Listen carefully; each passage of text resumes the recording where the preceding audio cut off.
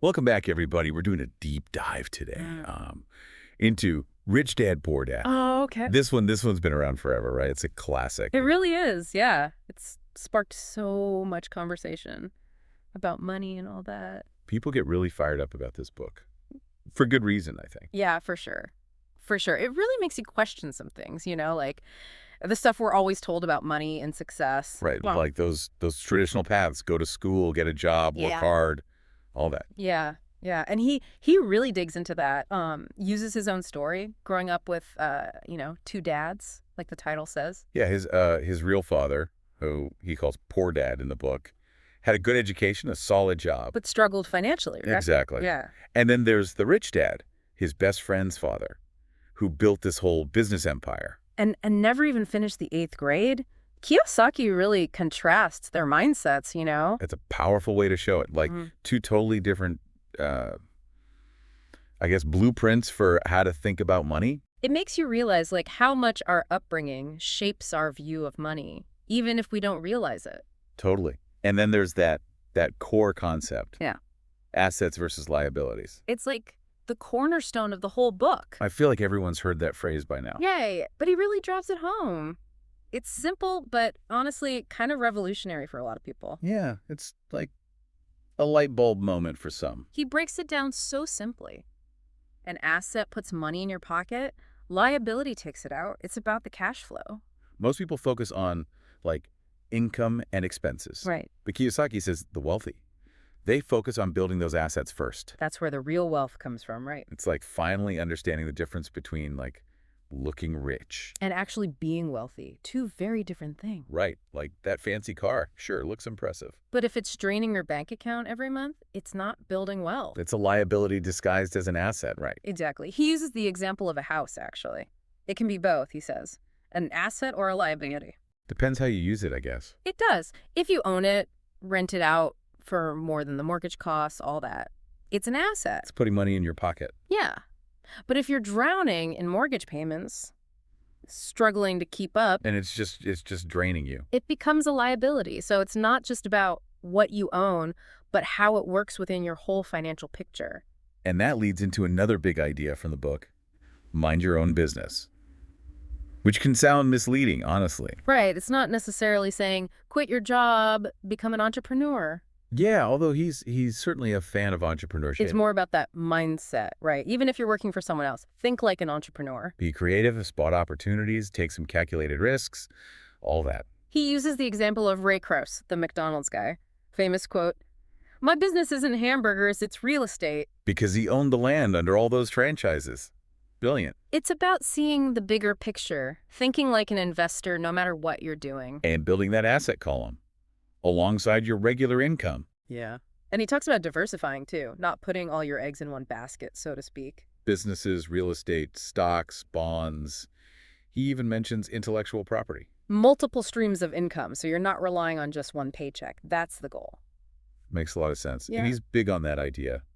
Rich people buy luxuries last, after their assets are making money. Right. While the poor and middle class, they often do the opposite.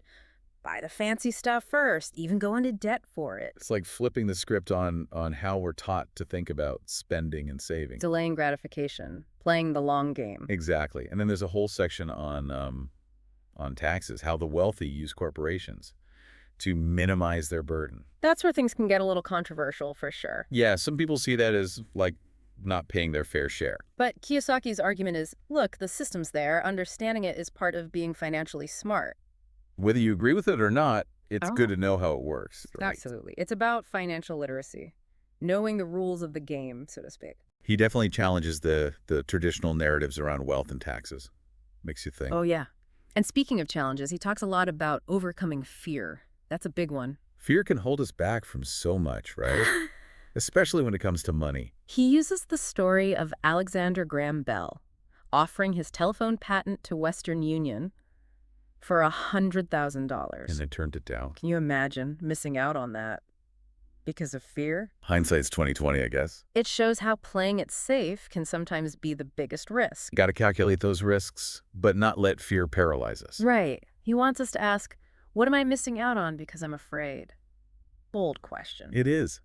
But being bold can lead to big rewards, too. And it's not just about being reckless, right? It's about being smart as well. That's where financial intelligence comes in. Yeah, he's a big advocate for that. Understanding accounting, investing, how markets work, even the law. It's about being informed so you can make good decisions. And it's not something you learn overnight, right? It's about constantly learning, adapting to changes. He tells some pretty amazing stories about turning lemons into millions through real estate, small cap stocks. Not that we're giving financial advice or anything, of course. Right. But it does show what's possible when you have that knowledge. Yeah. Those skills. It's about empowering yourself, not relying on others to handle your money. Taking control of your own financial future. Exactly. And all of that ties back to the power of the mind. He's really big on mindset, isn't he? It's like the foundation for everything else. He outlines 10 steps to financial freedom in the book. And they all come back to cultivating the right mindset, right? The right habits. It's about finding your why, mastering self-discipline, choosing your influences carefully, learning from mentors. It's a whole approach to life, really, not just about money. And he even challenges how we think about work. Work to learn, don't work for money, he says. Interesting. So it's not just about the paycheck. It's about seeing a job as a chance to gain skills, knowledge, things that can serve you in the long run. Even if that job isn't your dream job, there's still things to learn from it. Absolutely. So we've covered a lot of ground here. Assets versus liabilities, minding your own business, taxes, fear, financial intelligence, mindset. Rich Dad, Poor Dad is about more than just getting rich, isn't it? It's a whole shift in how you view money, your relationship with it. And how you see your own potential. Exactly. It's about taking control, creating abundance, and finding that freedom, financial freedom. But we're just getting started, right? Yeah, we've only scratched the surface here. Stay tuned, because next we're going to dive into those 10 steps for financial freedom. See what they really mean, how you can actually use them. Should be interesting. Before we get into those 10 steps, though, Okay. I think it's really important to remember Kiyosaki's not giving, like, a quick fix. This isn't do these things and you'll be rich tomorrow. Right. He's not promising to make you a millionaire overnight. Exactly. It's about changing your whole mindset about money. That can be harder than it sounds, though, right? It can be, yeah. It's about it's like shifting from scarcity to abundance. You know, believing that wealth is actually possible for you. That's a big one for a lot of people. It is, yeah. So, all right, those 10 steps. Let's pick a few to really focus on. The ones that are, you know, most actionable, the ones that really can make a difference. Sounds good. So he talks about finding a reason greater than reality. What does that even mean? It sounds kind of deep, right? It does, yeah. A little bit. It's about figuring out your deepest motivation. Like, why do you really want to be wealthy? Not just, oh, I want to have more money, but like, Yeah. what's driving you? Yeah, what's the bigger picture? Exactly. Is it about creating a better life for your family, or maybe supporting some cause you believe in? Maybe it's about freedom to travel the world. Whatever it is, it's got to be more than just wanting stuff. Because building wealth takes work, right? It takes discipline. For sure. And sometimes, honestly, it takes sacrifice. If your only reason is, like, to buy a bigger house or a fancier car, you might not have the staying power to get there. Right. You'll get discouraged, give up too easily. You need that deeper motivation, something that really fuels you, something that gets you through the tough times. Your why. Makes sense. And another one he emphasizes is choosing your friends carefully. Oh, this is interesting. Yeah. Now, he's not saying, like, ditch all your friends who aren't rich. Right. Because that's not what this is about. Not at all. It's about being mindful of who you surround yourself with. Yeah. You know, what kind of energy are they bringing into your life? Are they supportive of your goals? Yeah. Or are they, like, always encouraging you to spend money you don't have? Exactly. Are they pulling you down financially, or are they inspiring you to grow? Yeah. Are they helping you stay focused, or are they constantly tempting you to stray from your path? It's about finding people who challenge you to think differently about money. People who are interested in financial literacy, just like you are. Okay. So, like, finding your tribe, basically. Yeah, something like that. And he even talks about learning from friends who are struggling financially, seeing them as examples of what not to do. It's like that saying, you're the average of the 5 people you spend the most time with. Something like that, yeah. So choose those 5 wisely. Now, one step that I personally find both challenging and super important is mastering self-discipline. Oh, yeah. That's a tough one. It is, Yeah. especially these days, right? Yeah, it's so easy to, like, I don't know, buy stuff you don't need. Yeah. Online shopping, credit cards. Instant gratification everywhere you look. Exactly. But Kiyosaki's right. Self-discipline is like the foundation for everything else. It's about resisting those impulses. Yeah. Delaying gratification, consistently directing your money towards assets, not liabilities. So, like, instead of spending that extra money on, I don't know, takeout. You invested in a rental property or stocks or Yeah. whatever your asset of choice is. Right. Building that wealth over time. He tells this great story about his friend giving his son $3,000 to invest, to play the stock market. Oh, I think I remember this one. The dad promised if the son doubled the money, he could buy a car with the profits. Did he double it? Nope. He ended up losing most of it. But the lesson he learned, priceless. He learned more than he would have from just buying a car, I guess. Exactly. He gained experience, a real understanding of investing, something he carried with him for life. Makes you think about how we teach kids about money, right? It does, yeah. And then there's that classic advice. Pay yourself first. I feel like I've heard that one a lot. You have, but a lot of people still get it wrong. What do you mean? We're taught to, pay our bills first, then save whatever's left over. But Kiyosaki flips that. So, like, Yeah. you're putting your savings, your investments ahead of everything else. Exactly. Even if it's a small amount at first, set up that automatic transfer. Into your 401k, Roth IRA, that kind of thing. Yeah. You're prioritizing your financial future, even when it feels like there's not enough to go around. He's not saying to ignore your bills, though, right? No, of course not. It's about being responsible, but also being strategic. Making conscious choices about where your money goes. Taking control instead of letting your money control you. Makes sense. And then there's this idea of getting your money back. Yes. That one. Sounds kind of obvious, but It's about understanding a return on investment, right? Not just blindly putting money into something and hoping for the best. so it's not just about making money. It's about making sure that money comes back to you. And then some. Ideally, quickly. He gives this example of buying a condo in foreclosure for $50,000 cash. Okay, so he's got this condo. Rents it out, quickly makes his money back, turns it into a cash-flowing asset. So he's using his money wisely, and it's making more money for him. Exactly. That's the idea.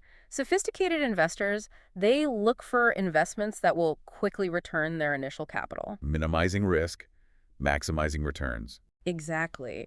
And then, this one might sound a little counterintuitive, use assets to buy luxuries. Wait, so instead of saving up for, like, a vacation or a new car, He's saying, build assets that generate enough income to buy those things for you. so you're not dipping into your savings, you're using the power of those assets. He gives this example of his friend's son wanting a car. Instead of just giving him money for a down payment, the dad said, okay, use that money to buy assets. Oh, so the son had to, like, earn his way to the car. In a way, yeah.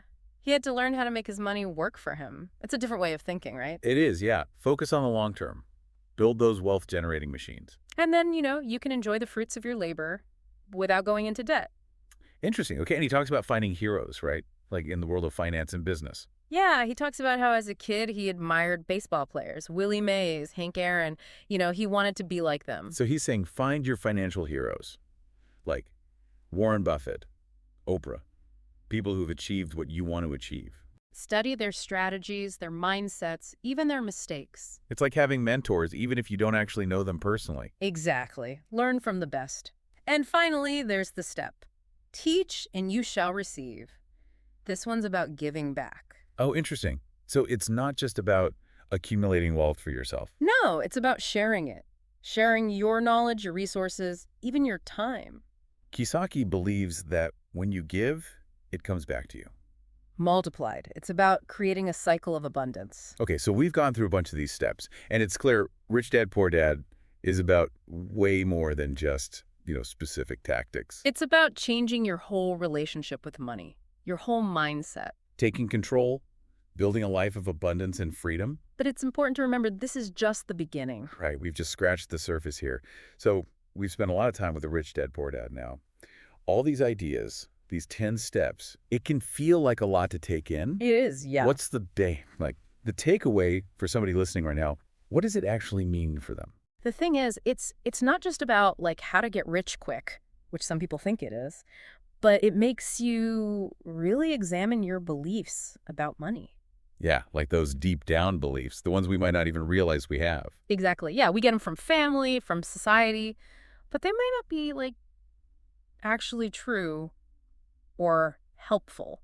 It's like a whole new way of seeing things, isn't it? It is. It really is. He's not just saying, like, budget better or save more. It's bigger than that. He's saying the whole system, the way we're taught to think about work, money, all that, it might not lead to real freedom. The work hard, save, buy a house thing. That we're all told to do. Yeah, he questions that. He's pushing you to become financially literate. So it's not just about being good with your own paycheck. It's about, I don't know, understanding the bigger picture. Yeah, like how money actually works, the power of assets, how to use them. Even stuff like using corporations, legally, of course, to your advantage. We talked about the tax stuff earlier. Right. That can be controversial. Yeah, it definitely can. But his point is,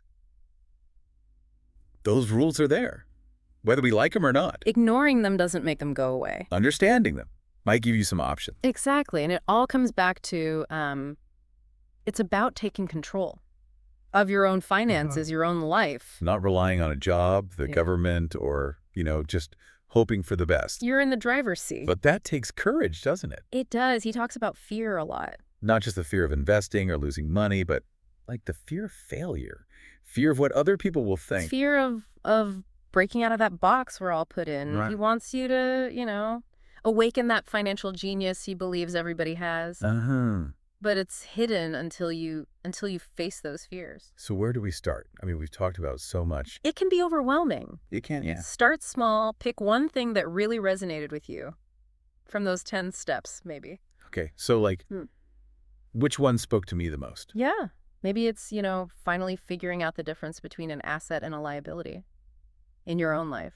Just being really clear about that. Or setting up that pay yourself first system, even if it's just, $5 a week at first. Just get the ball rolling. Make it a habit. Exactly. And remember, this is a journey, right? It's not going to happen overnight. It's not a sprint. It's a marathon. There's no magic formula. But Rich Dad, Poor Dad gives you a good roadmap. It's up to each of us to actually, take those steps. And remember, finding those heroes like we talked about. Those people who inspire you, whose stories you can learn from. It doesn't have to be like, meeting them in person. It's about studying their paths, seeing what they did, what choices they made. And, Kiyosaki's a big believer in teaching. He is sharing what you learn about money with others. So it's not just about, hoarding it all for yourself. It's about spreading that knowledge. Which actually helps you understand it better, too. It does. This book, it's just the beginning, really. The jumping off point. There's so much more to explore. Other books, courses, all that.